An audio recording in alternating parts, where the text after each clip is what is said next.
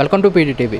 NDA government అంటే కూటమి ప్రభుత్వం వచ్చి 100 రోజులు అవుతుంది. 100 రోజుల పరిపాలన ఎలా ఉంది, ఏదైతే విపత్తు వచ్చిందో ఈ విపత్తులో కూటమి ప్రభుత్వం ప్రజలకు ఎలాంటి అండగా ఉంది, వరద బాధితులకు ఎలాంటి సహాయం అందించింది అనేది కూడా మన వైఎస్ఆర్సీపీ సీనియర్ నాయకులు రాఘవ గారు అయితే ఉన్నారు. రాఘవ గారి మాటలోనైతే అడిగి తెలుసుకునే ప్రయత్నం చేద్దాం. సార్ నమస్తే అండి. నమస్తే సార్, కూటమి ప్రభుత్వం వచ్చి 100 రోజులు అవుతుంది. ఈ 100 రోజుల పరిపాలన ఎలా ఉంది, ఎలాంటి పథకాలు అమలు చేశారండి, మీరేం చెప్తారు?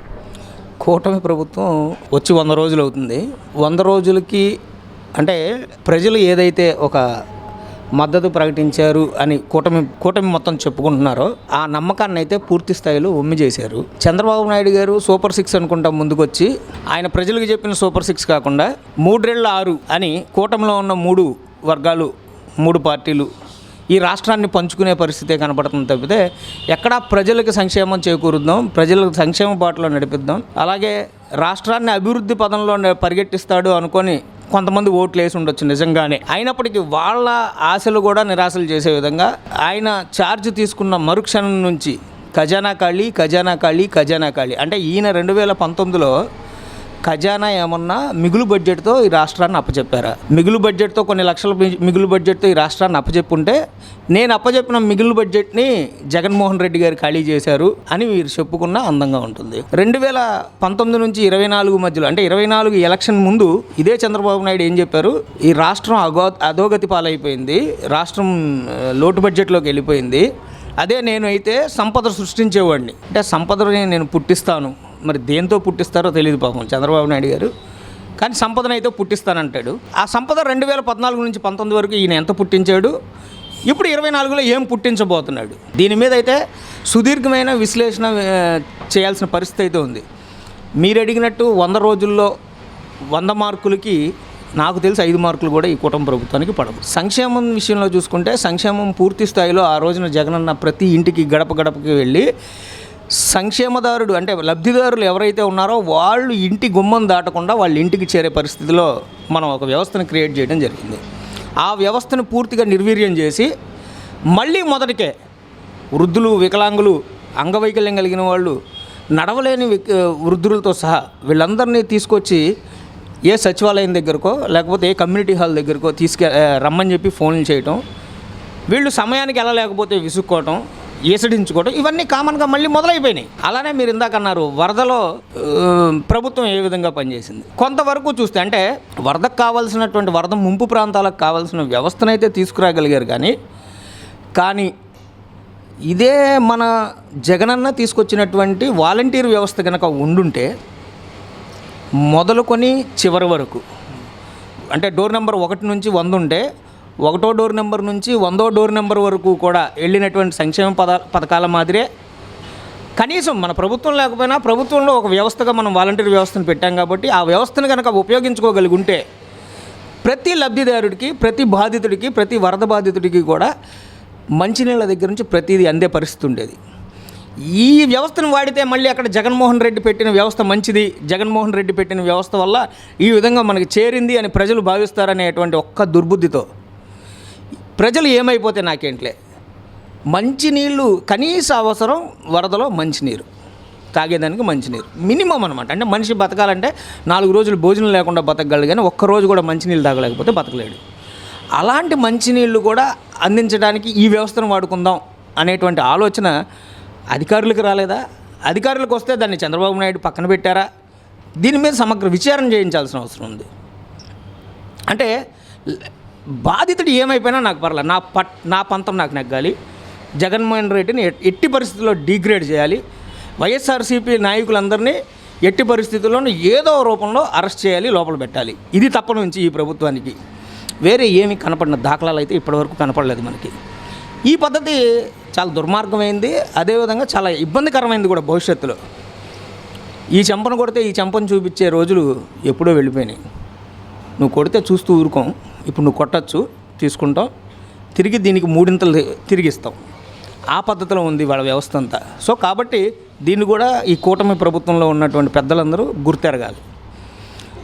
వరద విషయానికి వస్తే ఇకపోతే మిగతా విషయం రాష్ట్రం అభివృద్ధి పదంలో నడిపిస్తాను, వీటన్నిటి గురించి వస్తే గనక రాష్ట్రం అభివృద్ధి పదంలో నడిపిస్తాను, ఆర్థిక పరంగా రాష్ట్రాన్ని పరుగులు పెట్టిస్తాను, అనేటువంటి పరిస్థితి కనుక వస్తే ఇప్పటి వరకు ఏమి చేశారో ఈ కూటమి ప్రభుత్వం ఒక చార్ట్ రిలీజ్ చేయాల్సిన అవసరం ఉంది. ఈయన వస్తానే ఏమంటారు, మేము వచ్చింది ఇప్పుడే కదా, నేను వచ్చి 40 రోజులు అయింది, 30 రోజులు, ప్రతి మీటింగ్లో చూస్తున్నాం, నేను వచ్చి 30 రోజులు అయింది, 50 రోజులు అయింది, 60 రోజులు. నీ 40 ఏళ్ల అనుభవం ఏమైంది? ఈ 60 రోజులకి నీ 42 సంవత్సరాల అనుభవాన్ని జోడించి 42 సంవత్సరాల 60 రోజుల అనుభవాన్ని నువ్వు రంగరించి అభివృద్ధి పదంలో పరిగెట్టిస్తావని కదా నీకు ప్రభుత్వం అప్పచెప్పారు ఈ ప్రజలు. మరి నీ అనుభవం ఏమైపోయింది? నీ అనుభవం అంతా దేని మీద ఉందంటే వైఎస్ఆర్సీపీ పార్టీ శ్రేణుల మీద, వాళ్ళ మీద భౌతిక దాడులు, అలాగే లీగల్గా ఏమైనా చిన్న చిన్న ఇబ్బందులు వస్తే కనుక ఆ ఇబ్బందుల్ని బాగా భూతద్దంలో పెట్టి మళ్ళీ పోలీసు వ్యవస్థను అడ్డం పెట్టుకొని వాళ్ళందరినీ అరెస్ట్ చేసి ఏదో రూపేణా లోపలికి పంపించి భయభ్రాంతులకు గురి చేసే దాని మీద, అదేవిధంగా వైఎస్ఆర్సీపీకి కనుక ఏదైనా అనుకూలమైన మీడియా కనుక ఉంటే ఆ మీడియాని ఇబ్బంది పెట్టే విధంగా, ఇది తప్ప నుంచి అంటే హక్కుల స్వేచ్ఛ, వాక్ స్వాతంత్రాన్ని, అలాగే భావ వ్యక్తీకరణ స్వాతంత్రాన్ని హరింపజేసే దానికి తప్ప నుంచి ఈ కూటమి ప్రభుత్వం దేని మీద సీరియస్గా కాన్సన్ట్రేషన్ చేయలే ఈ 100 రోజుల్లో. అయితే ఇక ముందు ఏం చేస్తారో చూద్దాం. ఇదే పద్ధతిలో కనుక ఉంటే, పోయినసారి జగన్ అన్నారు వై నాట్ 175, ఈసారి జనం అంటారు వై నాట్ 175. కాబట్టి దీన్నైతే గుర్తెరిగి కూటమి ప్రభుత్వం తన తప్పులను సరిదిద్దుకుంటుందేమో అని ఆశిద్దాం, చూద్దాం. మనమైతే ఎప్పటికీ వైఎస్ఆర్సీపీ ఎప్పుడూ ప్రజాపక్షమే ఉంటుంది. ప్రజల యొక్క సంక్షేమానికి, వాళ్ళ యొక్క క్షేమానికి, వాళ్ళ యొక్క సాధక బాధకలకి ఎప్పుడు అండగా నిలబడే ఉంటుంది. జగనన్న సారథ్యంలో ఈ పార్టీనే ఉండకుండా పోతుంది అనేటువంటి ప్రచారం ఏదైతే గోబెల్స్ ప్రచారం చేస్తూ ఉన్నారో వాళ్ళందరికీ కూడా చెంపపెట్టు అవుతుంది 2029.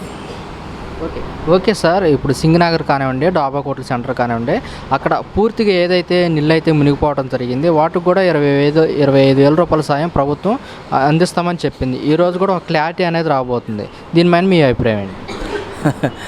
అంటే నువ్వు ఇచ్చే 25,000కి ఒక మంచం వస్తుందా? నీ ఇంట్లో నీ మంచం ఖరీదు ఎంత? కనీసం నీ దగ్గర పనిచేసే డ్రైవర్ ఇంటికి వెళ్ళి వాడి మంచం ఖరీదు ఎంత? నువ్వంటే పోనీ కోట్ల రూపాయల మంచం డైమండ్స్ తోటో గోల్డ్ ప్లేటింగ్ తోటో చేయించుకొని ఉండొచ్చేమో, మాకు తెలియదు, నీ ఇంట్లోకి ఎప్పుడు రాలేదు కాబట్టి. ఒక పేదవాడు, సగటు పేదవాడు, వాడి ఇంట్లో ఒక మంచం ఖరీదు మినిమం 10,000 లేకుండా మంచం రాదు, 5,000 లేకుండా బెడ్ రాదు. అంటే 15,000 రూపాయలకి మంచం బెడ్ మాత్రమే వస్తుంది.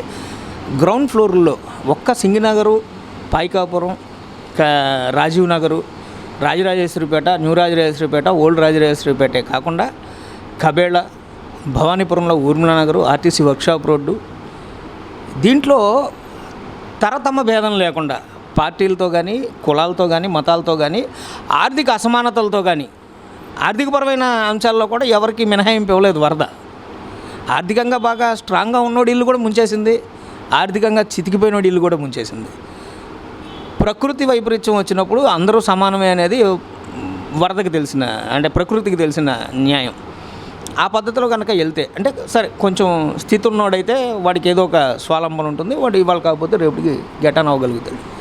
బాగా ఊర్మిళా నగరు, ఏకలవ్య నగరు, కబేళ్ళ అంటే ఏ రోజు కూలికి, ముఠా పనులకి, కూలి పనులకి వెళ్ళేటువంటి జనం, వాడు ఏ రోజు కూలి ఆ రోజు తెచ్చుకొని దాంతో బతుకుతూ ఈఎంఐలు కట్టుకుంటే ఇంట్లో ఒక్కొక్క సామాను అమర్చుకునే పరిస్థితిలో ఉంటే నువ్వు ఇచ్చే 25,000 ఏ మూలకి?